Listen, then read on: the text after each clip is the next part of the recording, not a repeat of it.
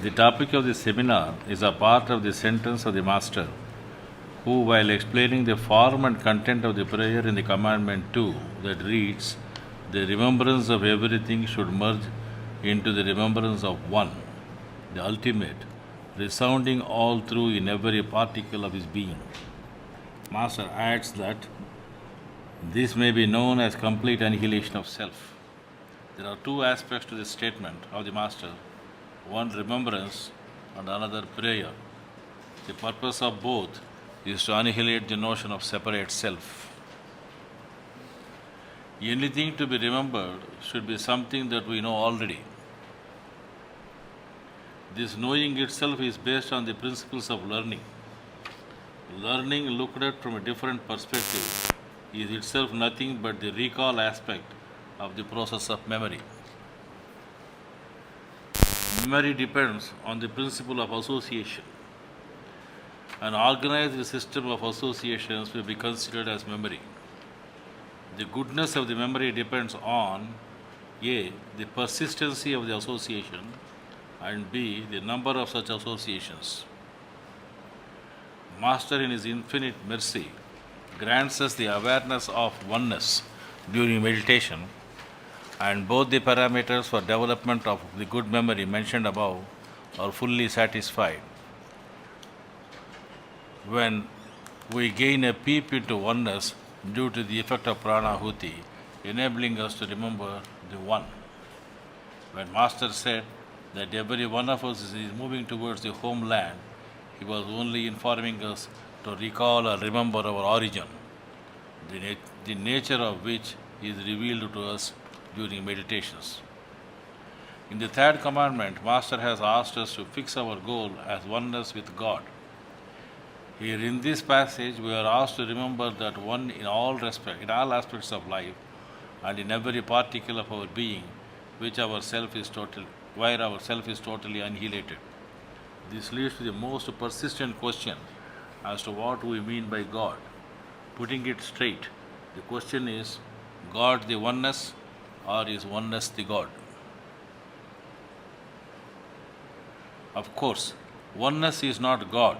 To persons who think of God as a patriarchal figure, taking a personal interest in their conduct, behavior, and therefore their fate.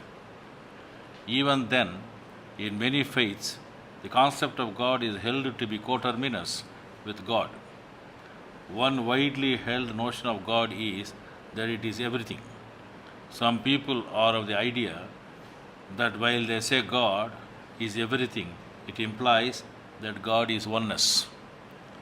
This fallacy in this is obvious, inasmuch as it ignores the distinction between the apperceptible God and the perceptual reality which is to the heart of our vision, which is at the heart of our vision. To say God is everything is to say that He is the sum of all that exists and have the possibility to exist. Since this leads to the possibility of constituting infinite sets, it is saying that God is infinite. We know that all that exists and has the possibility to exist is in a constant state of flux. So, this thought, though theologically maintained by many faiths and is praiseworthy by itself, has the implication that God is also illusory, or He has to be in a state of flux, which is anathema. Further, saying God is oneness, though preferable as it asserts His universality and preserves His reality, unfortunately that puts Him outside the category of that which can be known. Moreover, to say God is everything is really saying that He is also finite with boundaries, because everything exists in a given boundary and is subject to space and time. We can go on endless continuing this inquiry of whether He is one or He is everything, and in either case we will meet some illogical conclusions. That many are satisfied with such illogic is not a matter of concern for us. The concept of God can be broadly categorized into three: outer God, inner God, and the God of contemplation or meditation. We are not considering here the ideas of God as para, vyuha, vibhava, archa and antaryamin, which were brilliantly presented by Dr. KCV in his book, The Idea of God.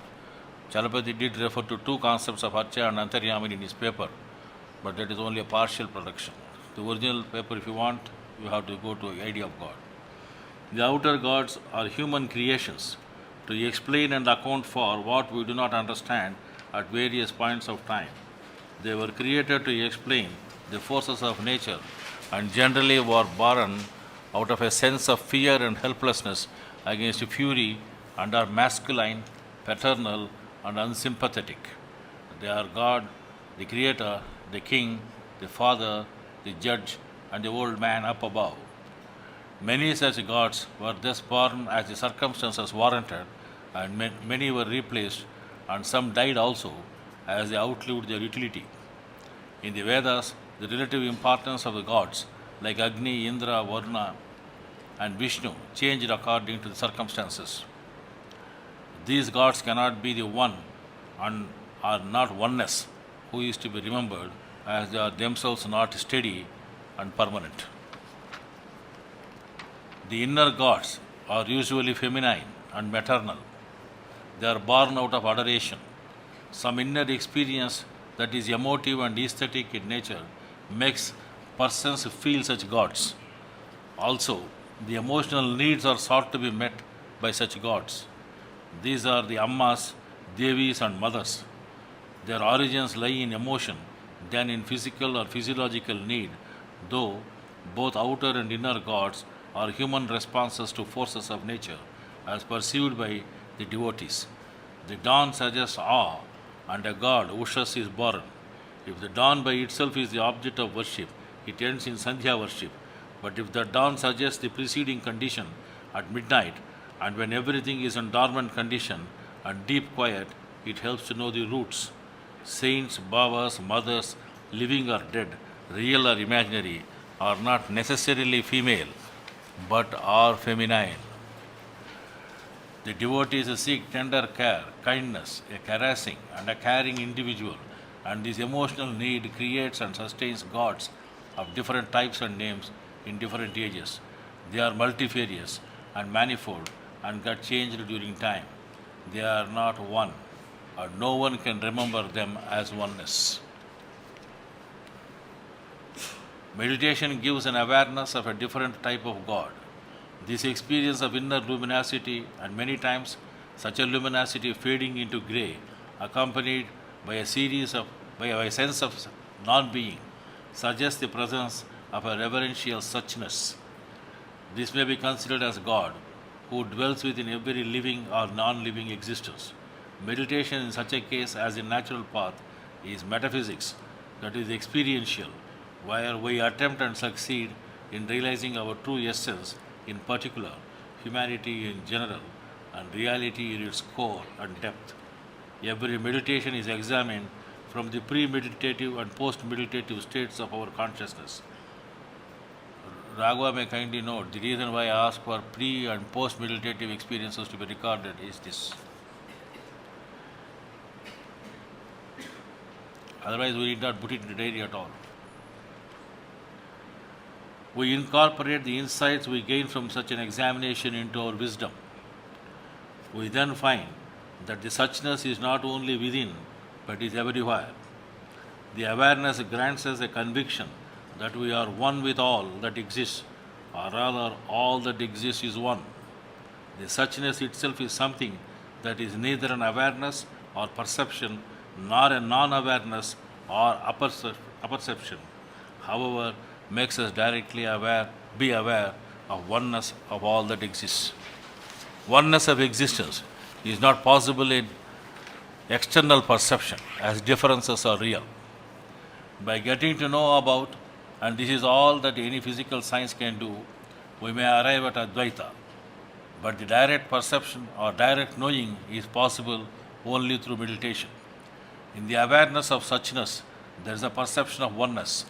We are aware that the Master takes us out of time and enables us feel eternity. This condition that is experienced compels us again and again to seek for the same, or rather the oneness gets remembered, and that is the remembrance sake, and that is for remembrance sake, and such a remembrance has nothing else to seek for. The one that is sought for is not the explanatory gods or the category of gods mentioned above. All that we are able to remember of suchness is that it is irreducible. It is unperceivable, unknowable, and the essence of being. It's a process intrinsic to presence, by which presence transforms, organizes, and perceives. That is called Tam by the Master. It is, as stated earlier, aperceptual and base of all that is. When we say God is oneness and the greatest of all, we do not mean He is greater than something else, because there is nothing else for it or Him to be compared with. It means that He is too great to be perceived by the senses and too deep to be understood by the intellect, too great indeed to be known by anything other than Him. Only God knows God. This is the God or oneness that we experience and which we want to remember. That is, we are trying to remember the one who is one with us always. Remembrance is a commitment we make with ourselves to remember. The phenomena of remembrance is one of the most remarkable faculties of the human imagination and must be distinguished from routine or rote memory, which can be involuntary. One's heart should always be filled with the remembrance of oneness or Master. Forgetfulness and negligence are the main weaknesses of human beings. The only remedy is that the believer should develop God consciousness and be constantly aware that the One or Master is watching from within. All acts of worship aim at drawing our attention closer to God within. But we must be clear that the remembrance of Master is not restricted to certain acts of formal meditation or worship. The point is that one should always remember Him. One needs to remember Master standing, sitting, and lying on his sides. A true disciple who remembers Master can explain that he knows when my Lord remembers me.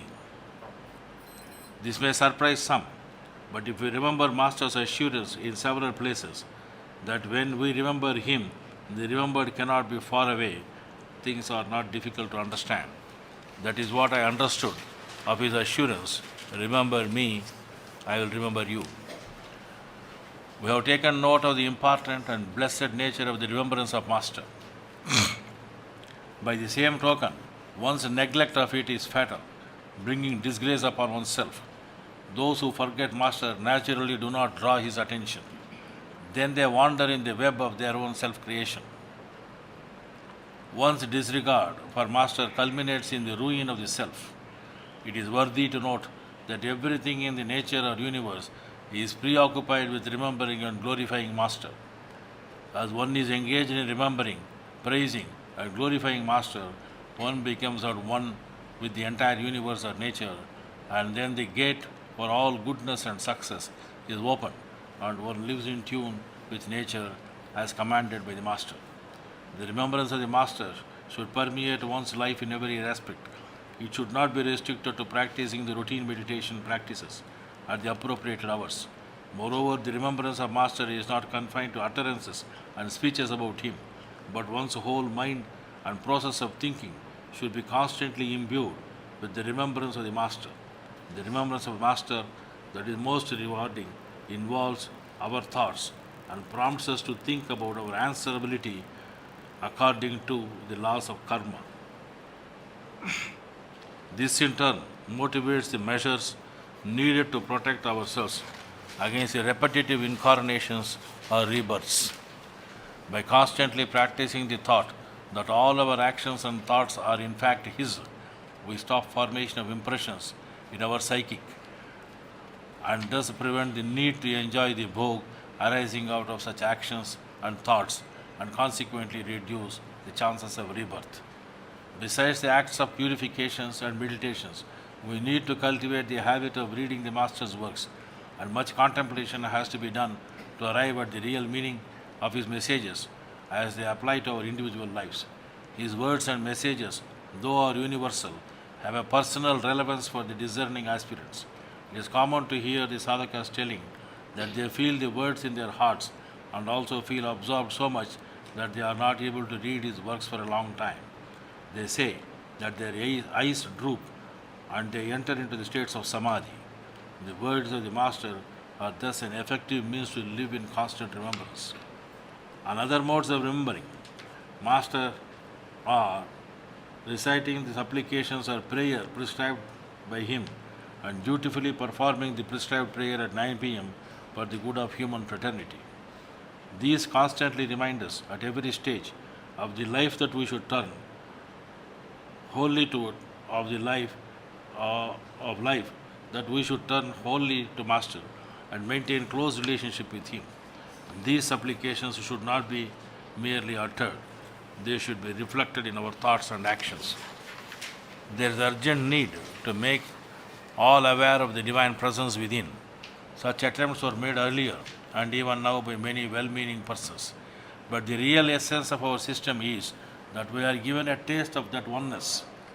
Thus, those which are a matter of faith and belief in other systems lies in the realms of experience in our system. We need to know that our system is not the same as any in the act of remembrance of oneness or God. The others believe in the one while we live with that one in constant remembrance. In day-to-day life, it is not rare for us to come across persons who have their faith in odd and mysterious gods. One who is firmly established in the act of remembrance will have to stand up to them and ask them to remember the one who is within and is remembering us more assiduously. The point here is that constant remembrance of oneness or Master's facilitates one's engagement in the mission of the Master. We should not let our properties or our children divert us from the remembrance of the Master or oneness, lest we lose our act of remembrance. An effective method of remembering the One, along with attending to our children and property, suggested by the Master is to do our duties and responsibilities as trustees and not owners. We need to note the trusteeship suggested is essentially a means for constant remembrance and not just an aspect of vairagya. Essentially, the remembrance of Master consists of living for his cause. Ideology apart, when the transitory nature of existence, including that of our own, gets generated, fear grips us, and prayers for preservation of all that is dear to us, including our life, forms the basis of prayer. But when the love for the Master develops and grows in us, and we start living for him and his cause, we see the benefits of remembering God, and we tend to do everything that would please the divine. One of the interesting ideas we have from religions is that we offer something to the divine so that it may remember us and grant such wishes as we pray for. Real offering is of course very useful, but we should know what it is.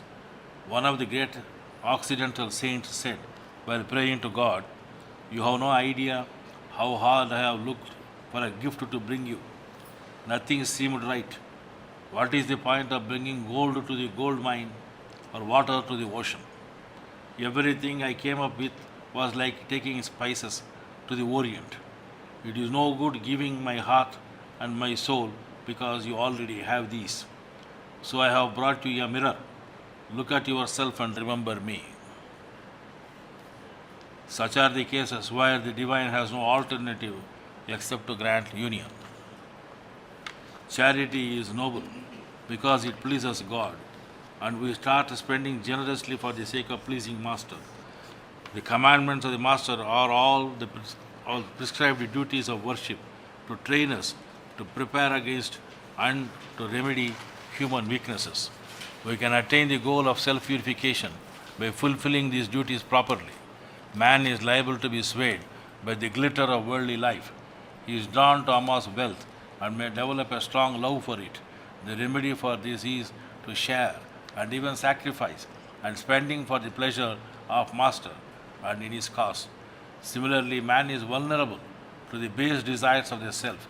He is gratified by eating, drinking, living to excess, in luxury and indulging in his lower appetites.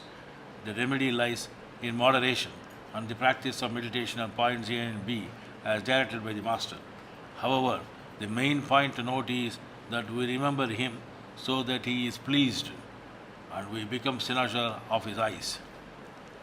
Then we are not far off from the goal. Remembrance of Master is to the heart what water is to fish. The fish cannot live without water, and the heart cannot be lively without the remembrance of the Master. Remembrance is sustenance for both the heart and the spirit.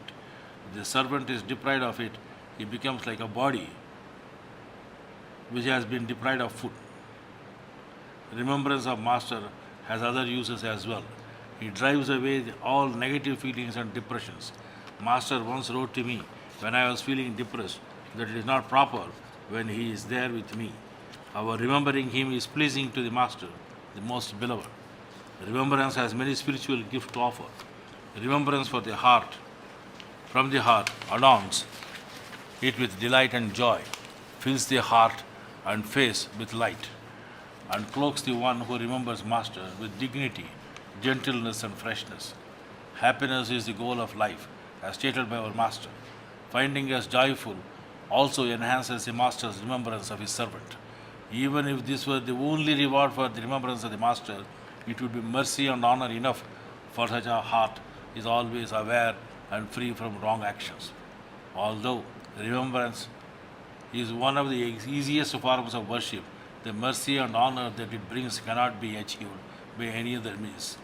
Remembrance of the One invariably keeps us away from all other thoughts, and that is what Master says when he said, all remembrance merges in his remembrance. That is a safeguard for us against all evil forces. Envy and hatred make our hearts hard and heavy. Remembrance of oneness or Master is a sure remedy for hard hearts. A person who is not kind and soft-hearted is as good as dead. That is why many saints said that the difference between the one who remembers his Lord and the one who does not is the difference between the living and the dead. Continual remembrance of Master is a means which prevents us from talking in the wrong way, such as backbiting and spreading tales and their like. When we are not remembering him while talking, we should note that we are talking incorrectly. Remembrance of the oneness is characterized, among other things, by the following principles. Longing. If we experience that same longing and thirst for union with Master as the one who is getting drowned, then we are sure to realize him. Peace of mind. If we have the peace of a frozen lake, then too we will realize him. Humility. If we have humility of earth, which can be molded into any shape, then we will know him. Desperation. If we experience the desperation that causes a person to seek death and feel we cannot live without seeing him, then we will see him. Faith. If we have the complete faith in the Master that we would wash our prayer carpet in wine without questions because Master said so, then we will know him. Fidelity.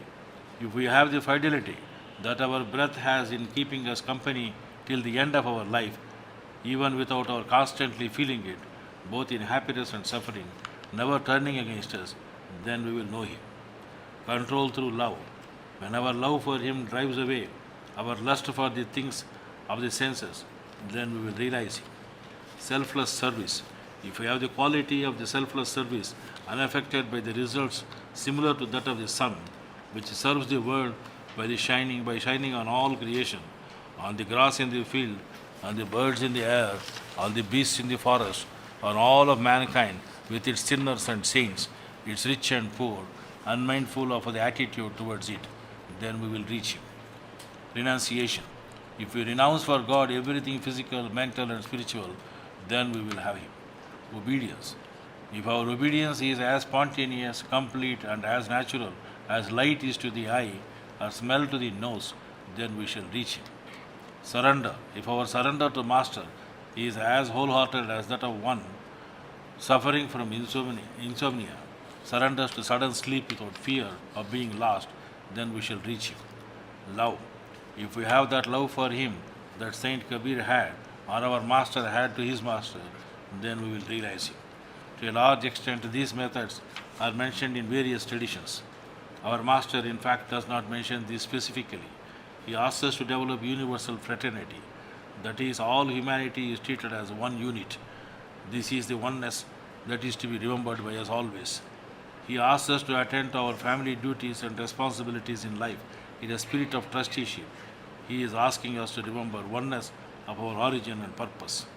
The remembrance of the One is the greatest joy that is known. In fact, the realms of splendor are all remembrances of the Master in various shades.